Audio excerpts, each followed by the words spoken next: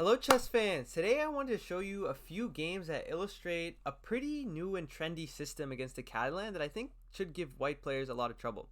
So the first game I wanted to look at is between Carlsen and the white pieces and Hans as the black pieces. So this is actually a really famous game because it's the game that made Carlsen accuse Hans of cheating. But the opening went very successfully for Hans. So the game started off with d4, knight f6, c4, e6. Knight c3, bishop b4. Now, at first, this isn't the Catalan at all. This is just the Nimzo, but it'll quickly transpose. Here after g3, castles, bishop g2, d5, we're back into Catalan territory. Now, if you're wondering how this could have come about the Catalan, here the move g3, d5, bishop g2, bishop b4, which is the move that I think that should be played here, and knight c3. And this would be the exact same position. So here, Carlsen decided to go for this move a3, which is a little bit of a provocative move because you're essentially going to sacrifice a pawn. Takes the pawn. And here Carlsen went for this move, knight f3, just fully sacrificing the pawn, not even looking to win it back with a move possible like queen a4. But here bishop d7, queen c4, and bishop c6 is generally known to be quite equal. After like knight f3, this bishop is just very nice. On d5, queen goes somewhere, and okay, the bishop stands really nicely on d5, just pretty much covering this whole diagonal. So instead of that, Carlsen went for knight f3. Now if bishop d7, there is knight e5. So instead of that, Hans went for c5, castles, and cd. And here if cd, then okay, we have a connected passer. So Carlsen decided to play queen d, knight c6. And yeah, at this point, it's probably not worth it to keep this pawn any further. A move like queen c7 would be met by bishop f4. Then there's too many tempos on the queen. And if you go like knight d7, then the knight's a little bit worse placed than on c6. So after knight c6, queen e4 now. Hans went for e5. And so we see the opening pretty much finished. Now, this is a typical sort of Catalan imbalance. White has the worst structure with the pawn on c3, but they have the bishop pair. So they essentially have to prove their compensation through active means, while black should try to trade as many minor pieces as possible so that they can just prove the weaknesses are too much. So here bishop g5 was played, and this is the most popular move, but it sort of defeats the purpose of, having the bishop pair in the first place if you're just going to give it up for this knight on f6. Now that's not saying it's a bad move, it's just that generally the plans here are counterintuitive, and it's a little bit easier to play for white. Sorry, for black. So h6, rook fd1. Here bishop e6 was played, a very nice move, counter-attacking the queen. And here the queen just really has no good squares. If queen b5, then we can easily go queen c7.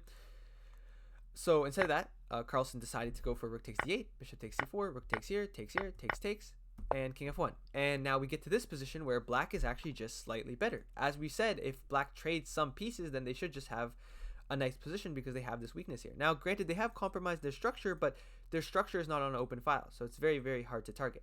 So here rook d8 was played, activating the rook, king e1, preparing rook d1, knight a5, looking for knight b3, and also knight c4 ideas, rook d1, rook c8. Of course, we don't want to trade because we want to prove this as a weakness. Here knight d2, now bishop e6, and at this point it's just very difficult to defend. Now obviously white could probably go for like rook c1 or something and then just slowly suffer after b6. Here this pawn is weak and both of black's pieces are better than both of white's, and okay, white's probably gonna have to defend a long time, but Carlsen decided to force the issue with c4, which immediately sacrifices a pawn. But okay, now he's a little bit more active.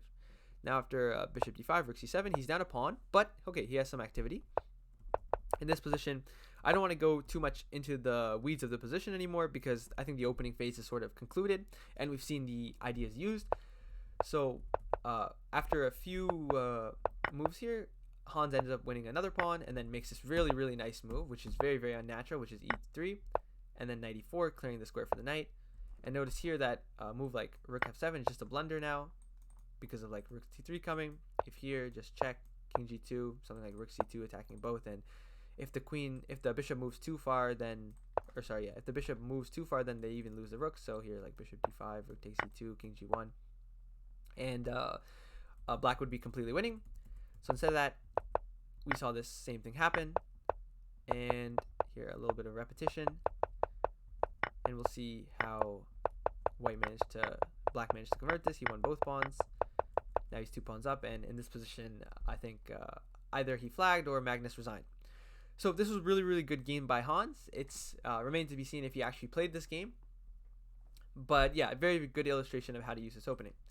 So the next game I wanted to look at is between Pavel and Yanov and Ponomaryov. And this is sort of another line that I think can come about this. So after bishop e4 check, they don't have to block with knight c3 as we saw in the Carlsen game. That's a little bit more of an ambitious approach. Here they can also go for bishop d2, which is considered to be the main line. And here, Ponomarev played this interesting move, bishop d6, which is sort of an unusual idea. Usually you go for bishop e7, but here the idea is to push e5 in some cases. So here knight f3 was played, c6, castles, knight bd7, queen c2, castles, and here this move bishop g5. So again, white decides to give up their bishop pair. Now here they can also play moves like rook d1, or they could play moves like b3. If they ever go b3, just go knight e4 and just pick up the bishop pair. And then, okay, even though you have slightly less space, you have the bishop pair, so you have something to compensate for it. And if they waste a move with like bishop c1, then okay, they're wasting a lot of time, and you can even go for queen e7, f5 here. You're playing a stonewall up a tempo because they wasted a move going bishop d2 and now bishop c1. Okay, and if they go for like rook d1, you can also just go for knight e4 and f5 and knight f6, and this should be another stonewall like position, should be pretty good. But bishop g5 was played by Alyanov. Here Ponomarev played h6, takes, knight bd2. The idea is to just quickly get e4 by. b6 was played here, and e4. And here a very, very critical move, which I think is a nice idea to know, especially about when you go bishop d6, is to play bishop e7 here. And just allow white to do pretty much whatever they want. Now, if white opens the center with something like this is obviously, you know, not ideal because of the fact that they're opening up the position, and we have the bishops. The bishop can nicely come to a6. But, okay, if they go e5 right away, they pretty much don't have an option. Like, we're going to go bishop a6 and trade this off regardless. So takes is the most popular move here. Rook fc1, bishop b7, queen c7, now bishop a6. So we wanted to provoke the queen to c7 so that we can trade queens because the endgame is nice for us here. This pawn here is pretty much backward. It doesn't have any pawns to defend it, but it's not on the open file, but it can definitely become weak in the future, and our bishop is very nice here. a4 was played, bishop b4. Now a4 is another weakness. Now we control this, and then we have this nice square for our bishop. Takes, rook c7. Here king f8 was played, just bringing the king closer so that we can go rook c8. Bishop f1, takes. We get rid of our bad bishop, and now we have the French structure without the bad bishop. This is a very nice endgame for us. And now we're going to see how this endgame was converted. So first, Alyanov created the weakness on the open file. Next, bring his knight in. Now the knight is really, really nice on c4, and this d4 pawn could become weak, and this b2 pawn could become weak. a5, king f1, rook b8, attacking the pawn. Now he threatens a counterattack, f6 here, trying to poke and prod for more weaknesses. Takes, and now we have another idea to push e5 in some positions. Rook a1, rook b6, knight f4. Now e5 comes eventually.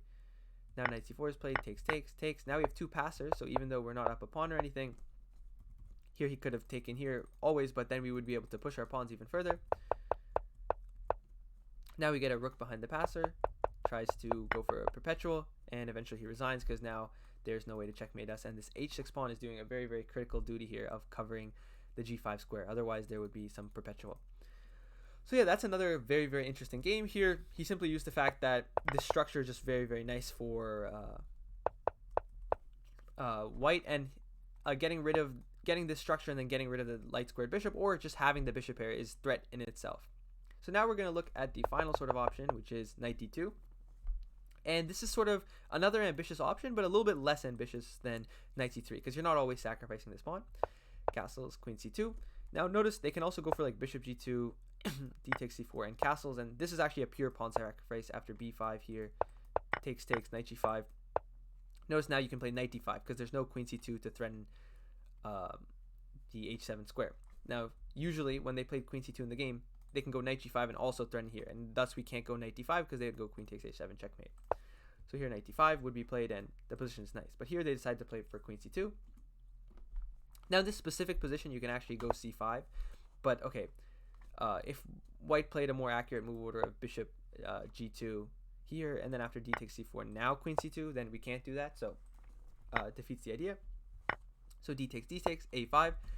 Now if they did play bishop g2, d takes c4, queen c2, here we would play a5. So it would just be a complete transposition. And the idea of a5 is to defend the bishop, but also to allow the rook some squares. We'll see why that's important in a second. Bishop g2, b6. And here white decided to play this move a3, attacking the bishop here. Bishop a6 is played now here, counter-attacking the queen and activating our pieces. And now we can move our bishop back. And actually here, we have a pretty much perfect setup because our rook is not going to get trapped after knight e5. We have this rook a7 square, and we have the ability to play c5. There's no b4, and our bishop is very nice here, unlike usual. And also it's hard for him to castle because he has to castle into this pawn hanging. So here his opponent decided to play knight e5, rook a7, knight f3. c5 was played here, undermining the center, takes, castles, rook c7. And here already it's impossible to defend the e2 pawn. Notice we're threatening bishop f2 to win the queen, but if the queen moves anywhere, it can't keep defensive the e2 pawn. So here he had to sacrifice the e2 pawn, and now it's already sort of dire. h6 is played, knight g6, and yeah, here white is just completely lost because, okay, if they take, then they're just down the bishop pair and a pawn, and okay, they're going to lose this game slowly, so they decided to go for knight g6, go for some craziness, but it ended up not working after this bishop e2, nice tactic. If takes, then we have knight g4 with a double check, and then picking up the knight, and then notice that the rook can't take because the queen's pinned, so we had to move here, and then bishop c4, very, very, very nice move. If knight takes, then the rook hangs. If the queen moves, then the rook hangs, and if the queen takes here, then we can take the queen with a double attack. So here they sacrifice the queen, king takes, rook e1, and then okay, they just took here and white resigned. There wasn't really anything better for white to do. They're just down a piece, and yeah, so the game was already pretty much over. So yeah, that was another nice illustration of what can happen. Pretty much white's pieces get too active. Now black has some other options here. White has some other options with knight c4, but you can just go c5, d takes, something like castles, knight b d7, and rook c8 comes. And okay, this position is a lot less good than the position if they went knight e5, but okay, still black here should have a very pleasant position with queen e7, rook c8, and yeah, this bishop is really not felt on this diagonal when this rook has so many squares.